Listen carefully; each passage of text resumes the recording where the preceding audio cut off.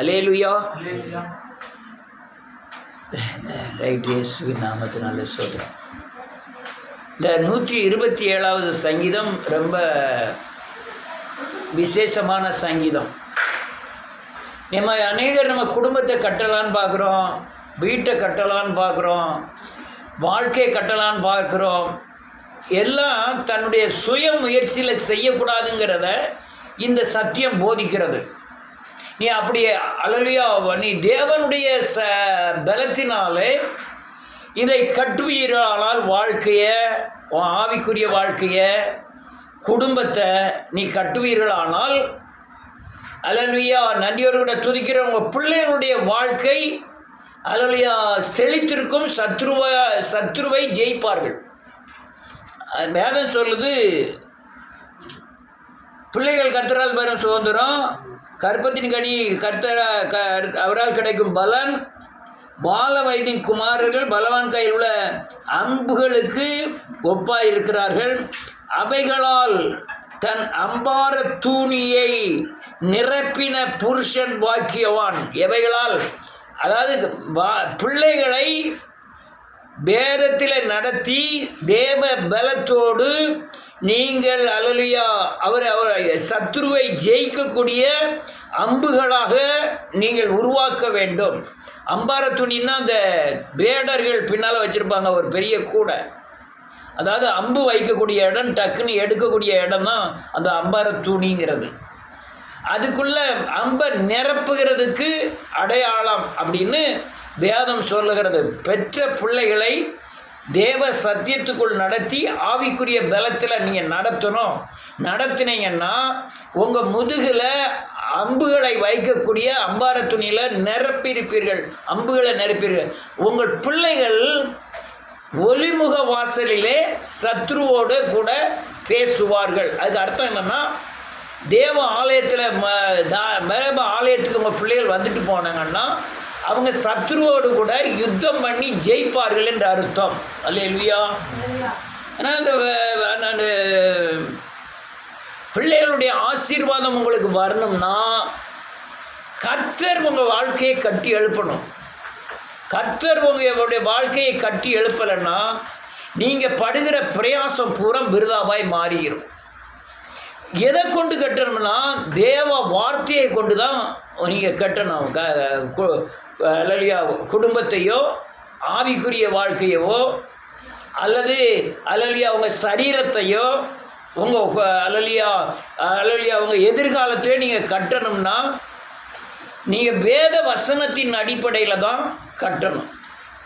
அநேகர் குடும்ப காரியங்களில் சில பெண்கள் ஈடுபடுறதே கிடையாது. என்னமோ வருது, என்னமோ சாப்பிடுதோம், என்னமோ படுக்கிறோம்.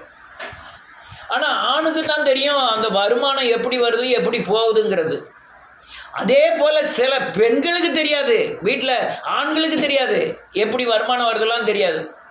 என்னமோ தயிர் ஊற்றிட்டு வாரா, துட்டை கொண்டு வாரா, சோறை பொங்கி போட்டு தான் நம்மளால சாப்பிட்டு திருப்தியாக இருப்போம்னு நினைக்கக்கூடிய அநேகர் இருக்கிறார்கள்.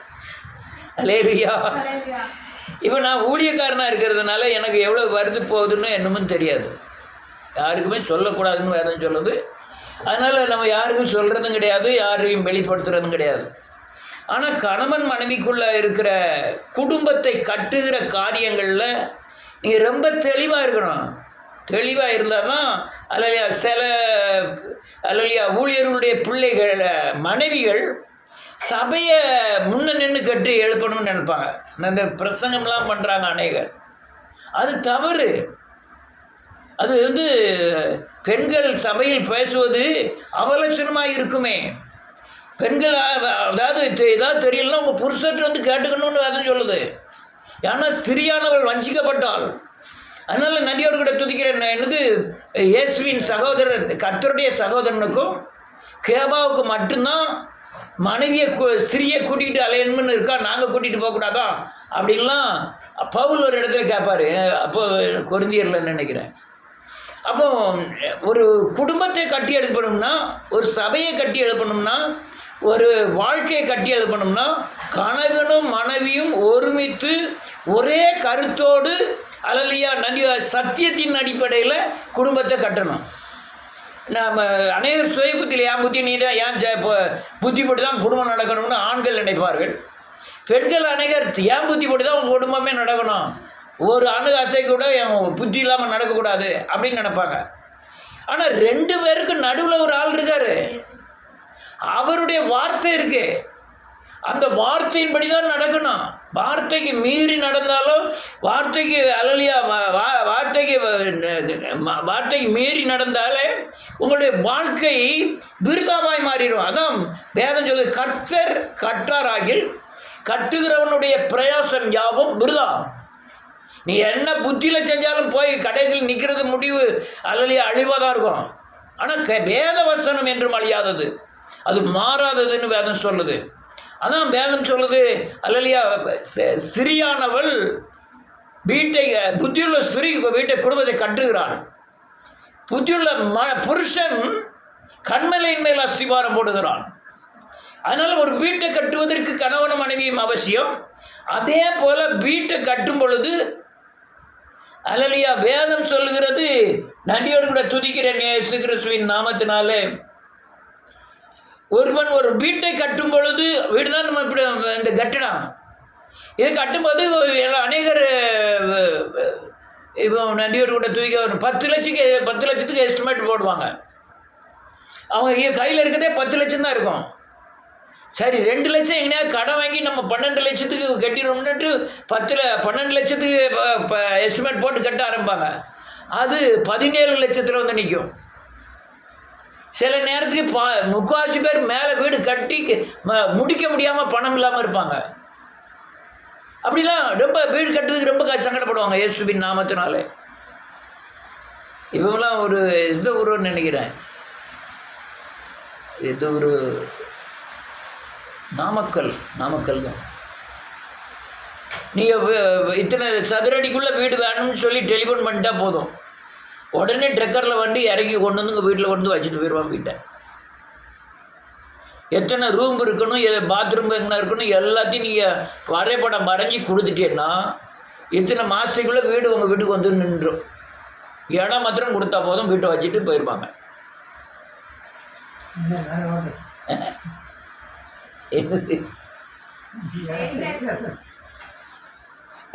அது வந்து இந்த லாரியில் பின்னால் பெரிய கிரெயின் வச்சுருக்காங்களா, இந்த பெரிய ட்ரம் மாதிரி வச்சுருக்காங்களா, அந்த அதில் வீடு உள்ளே பூரா கூலிங் வச்சு அடித்து, வெளியே பூரா தகரமாக இருக்கும், உள்ளே பூரா கூலிங் அடித்து வீடு மாதிரியே இருக்கும்.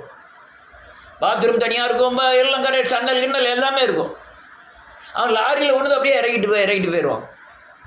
இந்த சீனாக்காரங்களாம் வீடு கட்டியிருப்பான், கடலுக்குள்ளே அந்த ஆற்றுக்குள்ளே கம்பை இறக்கி அதுக்குள்ளே குச்சிலாக போட்டிருக்கான். குளத்துக்குள்ளே குளம் மாதிரி இருக்குது, அது ஆறு இல்லை மாதிரி நினைக்கிறேன், குளம் மாதிரி இருக்குது. குளத்துக்குள்ளே பெரிய பெரிய கம்புகளை இறக்கி மேலே குச்சில் போட்டு பிள்ளையெல்லாம் இன்னும் விளையாண்டுக்கிட்டு இருக்குது, பக்கத்துலலாம் தண்ணியெல்லாம் ஓடிக்கிட்டு இருக்குது, அது பாட்டில் விளையாண்டுக்கிட்டு இருக்கு.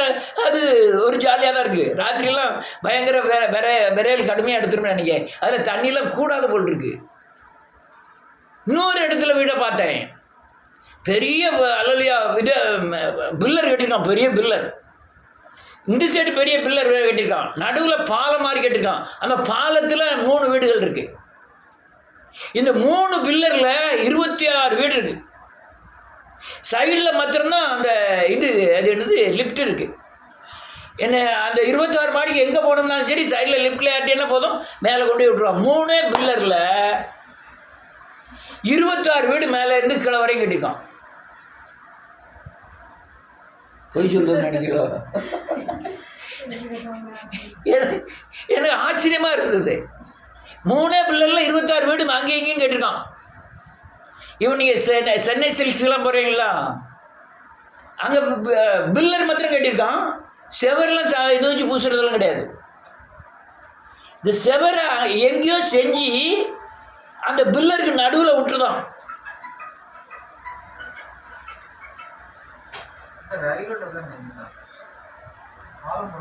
ஆமாம் ஆமாம் ஆமாம்.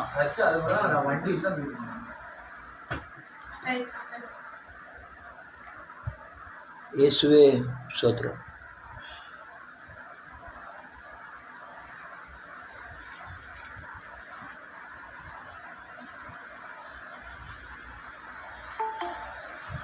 எப்படி ஓகே கொடுக்கணும்?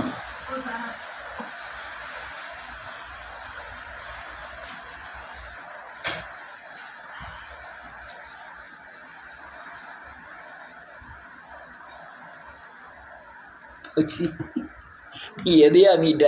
அது செட்டிங்ஸ் தான் வச்சுருக்கேன். கொடுத்து வழி வந்துடும். அவங்களுக்கு கால் பண்ணுங்க.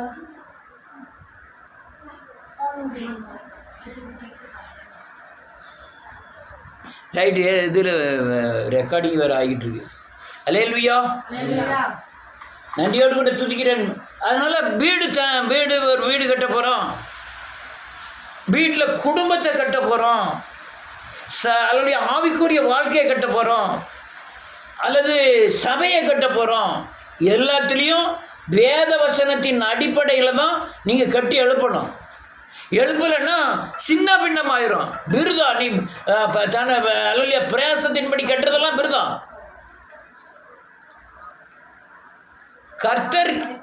கர்த்தர் கட்டாராகி கட்டுகிறவனுடைய பிரயாசம் யாவும் விருதா. அதனால் ஒரு குடும்பத்தில் கணவனும் மனைவியும் ஒருமனப்படாமல் செய்கிற எந்த காரியமும் அது வாய்க்காமல் போகும். ஐயா, ரட்சிக்கப்படாத கணவன் நான் ரட்சிக்கப்பட்டிருக்கேன் டக்கவர் தான், இழுபறி தான். ஏன்னா நீங்கள் செய்கிற காரியங்கள் பூரா அவருக்கு பைத்தியமாக தெரியும், அவர் செய்கிற காரியம் பூரா இவங்களுக்கு பைத்தியமாக தெரியும். நீங்கள் கடன் வாங்கப்படாதும்பீங்க, அங்கே கடன் இல்லாமல் எப்படி வாழ முடியும்னு சொல்லுவாங்க. நீங்கள் பொய் பேசப்படாதும்பீங்க, அங்கே பொய் பேசாமல் எப்படி வாழ முடியும்பாங்க. அல்லேலூயா. இப்படி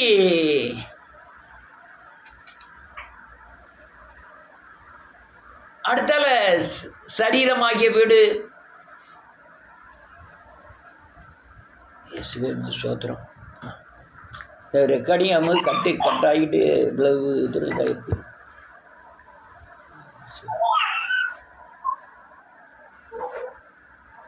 ரைட், இயேசுவின் நாமத்தினாலே. அல்லேலூயா.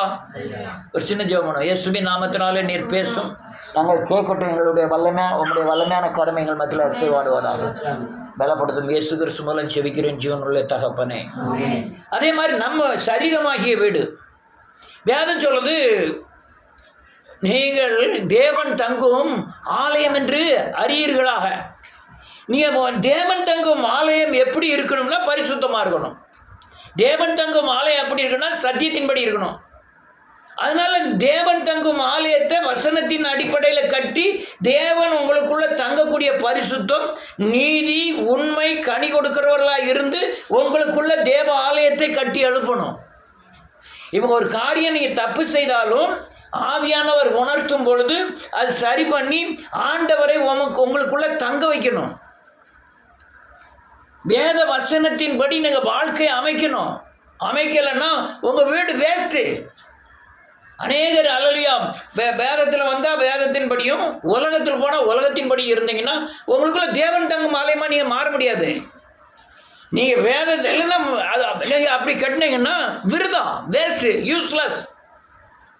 உங்களுக்குள்ள தேவன் தங்கணும். நான் அடிக்கடி எலிசபெத் அம்மாவை தான் நினைப்பேன். ரொம்ப சர்ச்சைகளாக நமக்கு ஆவிக்குரிய சத்தியெல்லாம் போனதெல்லாம் கிடையாது, வேதவசனத்தை கேட்டதும் கிடையாது, அவ்வளோ தூரம் வேதவசனம்லாம் கேட்கவும் தெரியாது. வீட்டில் இருக்கிறத விட சர்ச்சுக்கு வந்தால் உறக்கம் கடுமையாக வந்துடும். வந்த உடனே அங்கேருந்து வாசலில் நுழைஞ்ச உடனே உறக்கம் வந்துடும். உடனே எங்கேயாவது ஒரு ஆறுத்தில் உட்காந்து அது வாட்டில் உறங்கிக்கிட்டே இருக்கும். ஆனால் உள்ள தேவன் தங்கும் ஆலயம் எப்படி கண்டுபிடிச்சிங்கன்னா, எங்கே போனாலும் தயிர் வைக்க போனாலும் எங்கே போனாலும் இயேசுவை தெரியுமா. யாரோ ஒரு காணிக்கப்பட்டில் கூட போன வாரத்துக்கு முந்தின வாரம் என்ன பாஸ்கர்னு போட்டிருந்தாங்க. என்ன பாஸ்கர் என்ன, அதுக்காக ஜெபம் பண்ணுங்கள்னு எழுதியிருந்தது. இப்படி அநேக வீடுகளில் இயேசுவை பற்றி சொல்கிறது. இந்த இயேசுவை பற்றி சொல்கிறதே அல்லேலூயா தேவன் தங்கும் ஆலயம்.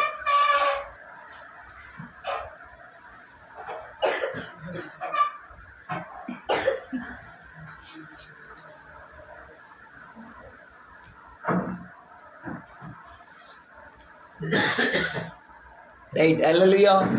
நீ என்ன ரொம்ப டிஸ்டர்பன்ஸாக இருக்கு இயேசு நாமத்தினால. அதனால் அதில் ஆட்களை முகத்தை வச்சு கணக்கு போடக்கூடாது. அல்லையா? அதனால் நான் தூங்குறேன் அதுவும் சரின்னு சொல்லக்கூடாது. வந்திருந்தது 5-6 பேர் தான். 6 பேரில் 2 பேர் அது வாட்டில் புரட்டை போட்டு உறங்குது. இன்னொரு ஆள் வரல. நானும் ஒரு 1/4 மணி நேரம் ஒரு 5 நிமிஷமாவது இருக்கும் அப்படியே பார்த்த வண்ணமாகவே இருக்கும். எல்லாரும் பார்த்துக்கிட்டு இருக்காங்க, 2 உறங்குது.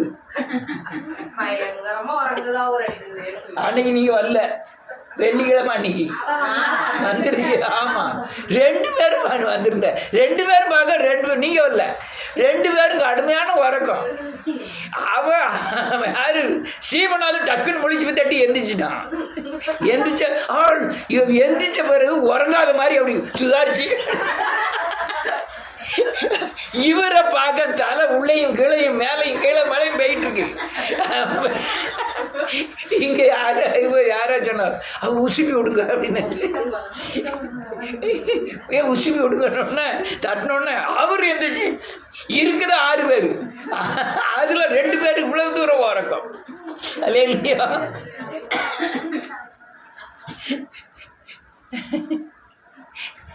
செவ நடக்கும். நான் பாத்ரூமுக்கு போனோன்ட்டு போவேன். வாசலில் ஒரு ஆள் உட்காந்துருக்கோம். நான் போனோடனே முகத்தை பார்த்தோன்னே போதும் டபக்குன்னு கீழே குடிச்சு சோமன மாதிரி.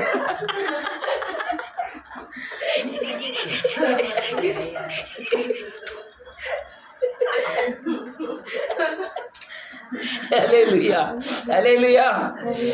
அப்போ குடும்பத்தை கட்டணும், உங்களுக்குள்ள இயேசுவை கட்டி எழுப்பணும். இயேசு தங்குற ஆலயமா நீங்க மாறணும். அல்லேலூயா. அதுக்குள்ள ஆவிக்குரிய வாழ்க்கையை கட்டி எழுப்பணும். ஆவிக்குரிய வாழ்க்கை வேற, உலக வாழ்க்கை வேற. ஆவிக்குரிய தன்மையை கட்டி எழுப்பணும் உங்களுக்குள்ள. ஆவியானவர் தங்குற ஆலயமாய் நீ மாறினீங்கன்னா ஆவிக்குரிய வாழ்க்கை கட்டணும். நீங்க செய்கிற காரியங்கள், நீங்க பேசுகிற காரியங்கள், அல்லையா நீங்க நடக்கிற காரியங்கள் வேத சத்தியத்தின் அடிப்படையில் இருக்குதா அப்படிங்கிறத நீங்க கணக்கு பண்ணணும். உன் வாழ்க்கையில ஒவ்வொரு காரியமும் ஆவிக்குரிய தன்மையில சத்தியத்துக்குள்ள வேத வசனத்துக்குள்ள வரணும். அப்படி வரலன்னா உங்க வாழ்க்கை யூஸ்லெஸ். அழகா சொன்னார், விருதா நீங்க கட்டின அல்லையா கர்த்தர் கட்டாராகில் கட்டுகிறோடைய பிரயாசம் யாவும் விருதா. நான் அநேகரை பார்த்துருக்கேன், பக்தியின் வேஷத்தை தெரிவிக்க பார்த்துருக்கேன். ஆனால் ரொம்ப ஜோமெல்லாம் கரெக்டாக பண்ணுவோம். ஜோபம் அல்லேலூயா. அநேகர் என்ன நினைக்கிறாங்க, நான் அதாவது வேத வசனத்தை அதிகமாக சொல்லிட்டா போதும், கடுமையாக ஜெபம் பண்ணிட்டா போதும், அல்லது கரெக்டாக சர்ச்சுக்கு வந்துட்டா போதும். அதுலலாம் ஒன்றுமே இல்லை. இந்த 18 வருஷம் கூனியான ஸ்திரீ 18 வருஷம் ஒரு நாள் கூட சர்ச்சுக்கு விடாமல் வந்துட்டு இருக்கா. 18 வருஷமா யார் இருக்கா உள்ள? சாத்தான் உள்ள இருக்கான். ஆனால் 18 வருஷமா சர்ச்சுக்கு வரான். அல்லேலூயா. அது ஆவிக்குரிய தன்மை இல்லை. ஒரு மனுஷன் நீ ஆவிக்குரிய தன்மை இருந்தால் அவனுக்குள்ள ஒவ்வொரு சாத்தானா வெளியே போய்கிட்டே இருக்கணும். நீ இயேசுவை போல மாறிக்கிட்டே இருக்கணும். அல்லேலூயா. நஷ்டம், கஷ்டம், லாபம், அல்லேலூயா, இன்பம், துன்பம் எல்லாத்திலையும் வேத வசனத்தின் அடிப்படையில் நடந்து ஆவிக்குரிய தன்மையில் மாறணும். அப்படி மாறினா தான் நீ ஆலயம் கட்டப்பட்டதுன்னு அர்த்தம். உங்களுக்குள்ள தேவன் தங்குவார்னு அர்த்தம். அப்பதான் நீங்க அல்லேலூயா நீங்க பெற்றெடுக்கக்கூடிய பிள்ளைகள் ஆசீர்வதிக்கப்பட்டிருக்கும். இப்ப உள்ள பிள்ளைகள் கண்டிக்க முடியல, நீ என்ன யோக்கியமான்றது. எல்லாரும் தண்ணி அடிக்காத மௌன பார்த்து அவன் உடனே ஏல நீ என்ன யோக்கியமா, நீ என்ன தண்ணி அடிச்சு தானே வர அப்படிங்க. ஏல சிகரெட் அடிக்காத, நீ என்ன யோக்கியமா, நீ என்ன சிகரெட் அடிக்காம இருக்க. அல்லேலூயா. நீங்க உங்க அம்பார துணியில அந்த அம்புல கொண்டு போய் சேர்க்க முடியாது. சத்துருவோடு உங்க பிள்ளை அல்லேலூயா ஒளிமுக வாசலில் பேசாது. கடைசி வச்சிருந்து பார்த்தீங்கன்னா சத்துருவோடு ஒளிமுக வாசலில் பேசணும் பிள்ளைகள். அப்போ நீங்க கட்டணும், நீங்க உங்களுக்குள்ள வாழ்க்கையை கட்டி எழுப்பணும். அல்லேலூயா. புத்தி உள்ள ஸ்திரீ குடும்பத்தை என்ன வீட்டை என்ன செய்யறான், கட்டுகிறாள். புத்தி இல்லாதவளோ கைகளினாலே என்ன செய்யலாம், இடித்து போடுகிறாள். புத்தியுள்ள மனுஷன் கண்மலையின் மேல் அஸ்திவாரம் போடுகிறான். பெருவெள்ளம் வந்து மோதியும் அது ஒன்றும் செய்யக்கூடாமல் போயிற்று. வார்த்தையை கேட்டு செய்கிறவனுக்காக தேவன் சொன்ன அல்லேலூயா பழமொழி. அநேகர் அந்த வீட்டை கட்டுறதே கிடையாது. கிறிஸ்துவ வாழ்க்கை வேற, தேவனோடு வாழ்கிற வாழ்க்கை. கிறிஸ்துவ வாழ்க்கை பிரித்தெடுக்கப்பட்ட வாழ்க்கை. கிறிஸ்துவ வாழ்க்கை பேயோடு யுத்தம் பண்ணி பிசாசை ஜெயிக்கக்கூடிய வாழ்க்கை. சாபத்திலிருந்து விடுதலை ஆகக்கூடிய வாழ்க்கை தான் கிறிஸ்துவ ஜீவியம். அநேகர் அந்த தன்மைக்குள்ள வீடு கட்டவே மாட்டேங்க. அநேகர் பார்க்க அந்த தன்மையே இல்லை. கர்த்தருக்கு பயப்படுற பயம் இல்லை. அநேகர்கிட்ட கர்த்தருக்கு பயப்படுற பயம்னா என்னன்னு தெரியல. நீ கர்த்தருக்கு பயப்படுறதா இருந்தாலும் உனக்கு பிசாசு பயப்படும். நீ கர்த்தருக்கு பயப்படுறா, பிசாசு உனக்கு பயப்படாது. அதனால உங்களுக்குள்ள கணவனும் மனைவியும் சேர்ந்து குடும்பத்தையும் அல்லையா சபையவும் அல்லையா ஆலயத்தை அல்லையா உங்களுக்குள்ள ஆலயத்தையும் கட்டி எழுப்பணும். ஒரு வசனத்தை வாசிப்போம். நீதிமொழிகளின் புஸ்தகம்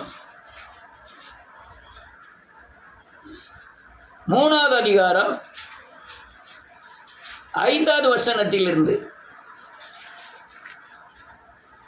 உன் சுய புத்தியின் மேல் சாயாமல் உன் முழு இருதயத்தோடும் கர்த்தரில் நம்பிக்கையாய் இருந்து உன் வழிகள் எல்லாம் அவரை நினைத்துக்கொள். அப்பொழுது அவர் உன் பாதைகளை செவ்வைப்படுத்துவார். நீ உன்னை ஞானி என்று எண்ணாதே.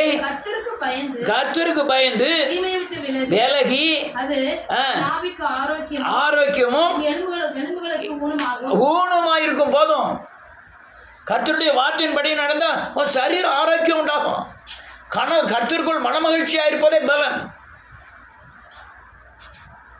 அதாவது நம்ம சரீரம், எத்தனை பேருக்கு கேட்குறாங்க சத்தியத்தை, டாக்டர் கூட கேட்குறாங்க இயேசுவின் நாமத்தினாலே. நம்ம சயின்ஸ் சொல்லும்போது கொஞ்சம் எச்சரிக்கையாக இருக்கணும். இல்லையா, நம்ம எல்லா காரியத்துக்கும் நம்ம உடம்புல ஒரு சுரப்பி இருக்குது. எல்லா உணர்வுகளுக்கும் ஒரு சுரப்பி இருக்கு.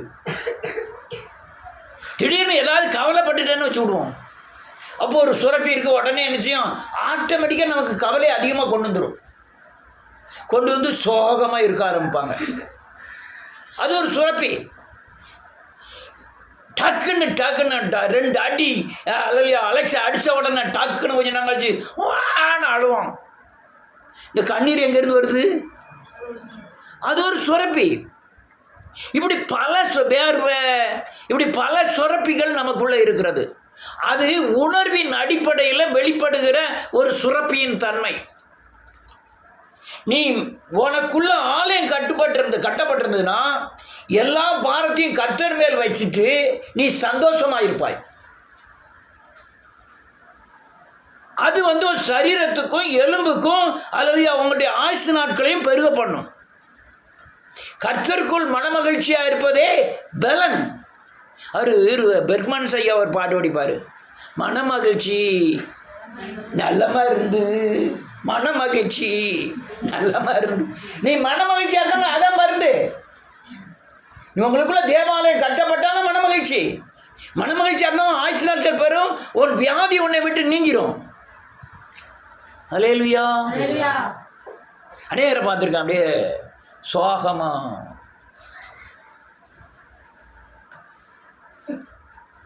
இருப்பாங்க. அலைசில சொன்னாங்களா யாரோ, மூக்கில் கையை வைக்க மாதிரி நடக்கணும் அப்படின்னாங்களாம். மூக்கில் கையை வைக்கணும்னா என்ன அர்த்தம்?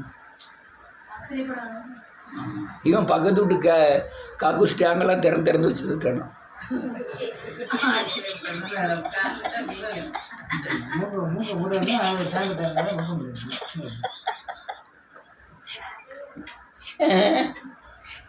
திறக்கவே முடியாதா? அல்லேலூயா. அது இல்லை. அல்லேலூயா. அதான் உங்களுக்குள்ள வீடு கட்டப்படணும். ஒவ்வொரு உனக்குள்ள கட்டப்படுகிற அற்பமாய் காணப்பட்டு தான் தேவனுக்குள்ளே வருவாங்க. ஒன்றும் இல்லாமல் வருவாங்க. சரீரத்தில் பலன் இல்லாமல் வருவாங்க. பிசாசின் போராட்டத்தோடு வருவாங்க. வயிற்றுவலியோடு வருவாங்க. ஆனால் தேவன் கட்டும் பொழுது உங்கள் குடும்பத்தையும் கட்டி கொண்டு வரணும். உங்கள் பிள்ளைகளையும் சேர்த்து கட்டி கொண்டு வரணும். உன்னுடைய எல்லா ஆசீர்வாதமும் சேர்ந்து வரணும். நீ ஆவிக்குரிய வாழ்க்கையில் வளர்ந்த மாதிரி தான் அதில் உலக ஆசீர்வாதமும் பெருகி வரும், வீடும் கட்டப்பட்டு வரும், மனைவியும் சமாதானமாக இருப்பாள், பிள்ளைகளும் அம்பர துணியிலே சேர்க்கப்பட்ட அன்புகளை போல இருப்பார்கள். நீ கட்டப்படுதல் தான் இருக்கு. அல்லேலூயா.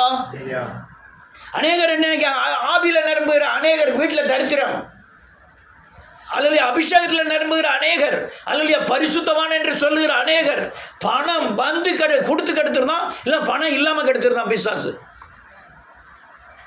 பணம் இருக்கிற அநேகர் அல்லது அது தேவனுடைய ஆசீர்வாதம் அல்ல, விசுவாசத்தினால் வர்ற ஐஸ்வர்யம் அதுதான் தேவன் தரும் ஆசீர்வாதம்.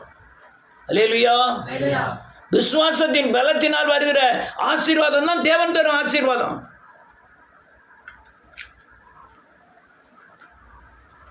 ரொம்ப கர்த்தர் கட்டாராகில் கட்டுகிறவனுடைய பிரயாசம் யாவும் இருந்தா. 1 லட்ச ரூபா இடம் இருக்கும்போது ஒரு 2 சென்ட் வாங்கியிருக்கலாம். ரைட்டு, 2 சென்ட்டுக்கு போய் பார்த்துக்கிட்டே இருக்கும்போது அது 1.5 லட்சம் ஆயிட்டு. சரி 3 லட்சம் ஆகிட்டு. அங்கே எங்கே புரட்டி ஆட்டால் ஒரு 3 லட்சத்துக்கு ஒரு 2 சென்ட் வாங்கிடலாம் பார்த்தா 4 லட்சம் ஆகிட்டு. அவன் காமிக்கும் போது 1.5 லட்சம் தான் சொல்லுவான் ஒரு சென்ட்டு. கிட்ட போய் பார்க்கும்போது 4 லட்சம் தான். இல்லை சரி அங்கே புறைக்கு போட்டு அவ்வளோத்தையும் வச்சு நம்ம 4 சென்ட் 4 நாள் 8 லட்ச ரூபா கொடுத்து ஒரு 2 சென்ட் வாங்கிட்டோம்னு வச்சுக்கிடுவோம். அந்த செண்டை மாத்திரம் பார்த்துக்கிட்டு இருக்க வேண்டிதான். கெட்டிடத்தை என்னைக்கு பார்க்க. அல்லேலூயா. இந்த வரி போடுறது, நீங்கள் 2 லட்சம் கொடுத்துடணும் 1 லட்சம் கொடுத்துடணும்னு கேட்குறது அதெல்லாம் கிடையவே கிடையாது, சத்தியத்திலே கிடையாது. அதனால் நல்லது, கேட்காம இருக்க வரையும் நல்லது. ஆனால் எப்படி கட்டணும்னா, ஒரு ஆலயம் கட்டணும்னா கர்த்தர் கட்டணும், உங்களுக்கு விசுவாசத்தில் பேசணும், உங்களுக்கு உணர்த்தப்படணும், தேவனை கனம் பண்ணணும்னு உணர்த்தப்படணும். உணர்த்தப்பட்டு தேவனுக்காக நின்று தேவனுடைய காரியங்களை செய்யக்கூடிய ஆவிக்குரிய வளர்ச்சி உங்களுக்குள்ளே வேணும். நான் நிறைய கட்டிடங்களை பார்த்துருக்கேன், ரொம்ப ஆச்சரியமானது. ஊரில் இருக்கிற இந்துல ரொம்ப பெரிய பக்திமான்கள் இடம் கொடுத்து இந்த சர்ச்சை கட்டுங்கம்மா, பெரிய பெரிய பக்தி. அப்படிங்க இந்த மரக்கடையில் போய் நானும் அவரும் போய் கேட்டோம், யார் பால்சாலை பண்ணோம் அதை கட்டும்போது, சர்ச்சு கட்டும்போது அந்த மரக்கடைக்காரரு இந்து, நீ சிமெண்ட் மூடை 2 மூடை வச்சுக்கிடுங்க அப்படின்ட்டாரு. அப்போ 70 ரூபா தான் சிமெண்ட் மூடை. 70 ரூபாயோ 50 ரூபாயோன்னு நினைக்கிறேன். 50 ரூபாய். இப்போ எவ்வளவு? இப்போ அன்றைக்கி 60 ரூபாய் 70 ரூபா கூட 2 மூடை எடுத்துக்கிடுங்க. பக்கா இந்து. அந்த இந்து தான் அன்னைக்கு என்ன சொல்கிறான், இருக்கிற ஆலயத்தை பூரா இடிங்கம்மா. காரணம் என்ன? ஒவ்வொருக்குள்ள ஆலயம் என்ன செய்யப்படலை, கட்டப்படலை. அந்த ஆலயத்தில் ஆண்டவர் அசைபாடலை, அதனால இடிங்கங்க. அல்லேலூயா. ஆனால் அன்னைக்கு அநேகர் இந்த இடத்த எடுத்துக்கிடுங்க, இதில் சர்ச்சை கட்டுங்கன்னு சொன்னதும் தான். எங்கள் தெருவில் ஒரு சர்ச்சு வரட்டும்னு இந்துக்களே எத்தனை பேர் பைசா கொடுத்து கட்ட சொன்னாங்க, சர்ச்சுக்கு வர மாட்டோம். அல்லேலூயா. கட்டி எழுப்பணும். அல்லையா அப்பாபி அல்லையா தாவீதெல்லாம் பார்த்தீங்கன்னா ஒன்றும் இல்லாத மாதிரி தான் வந்தார் கர்த்தருக்குள்ள. அவரை எங்கே கொண்டு வச்சுட்டா தெரியுமா? ராஜாபாய் கொண்டு வச்சுட்டார் கர்த்தர். ஏன்னு கேட்டால் இவர் அரண்மனை கட்டியிருக்காங்க, பெரிய அரண்மனை. அரண்மனையில் அரண்மனைக்குள்ளே இப்போ அந்த அது வீசுகிறவங்களுக்கு பேர் வந்து பஞ்சாங்கம்மா. அந்த அதெல்லாம் வீச பெண்கள்லாம் பாட்டு படிக்க நடனமாட பார்த்துக்கிட்டு இருக்கவன் யோசனை பண்ணதான்.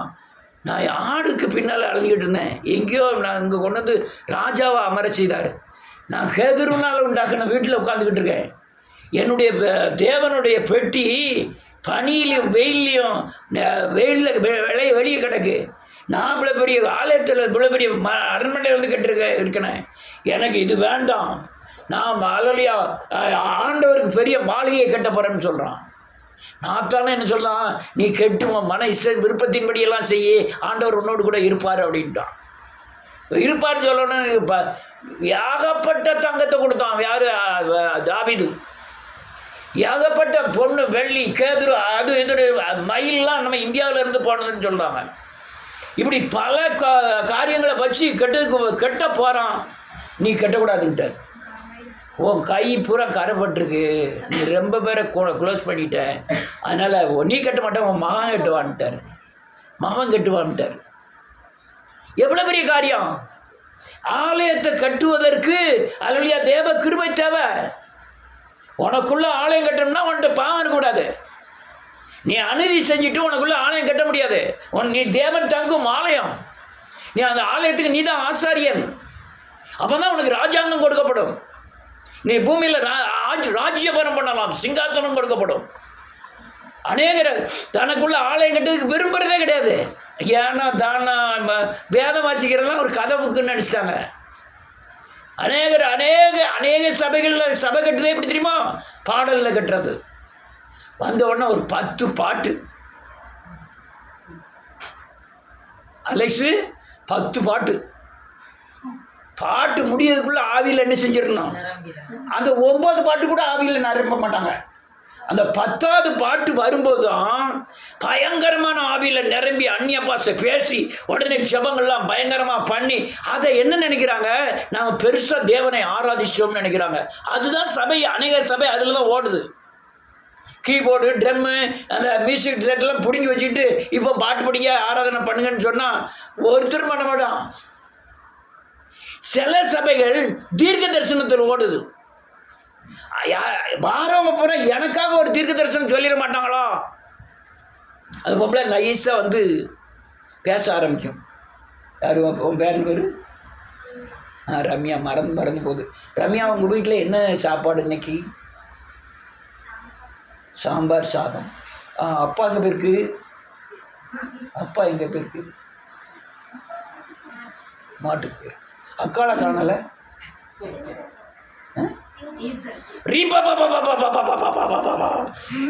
ரம்யாவே, உங்க அப்பா இன்னைக்கு எங்க மாட்டுக்கு போயிருக்கிறது.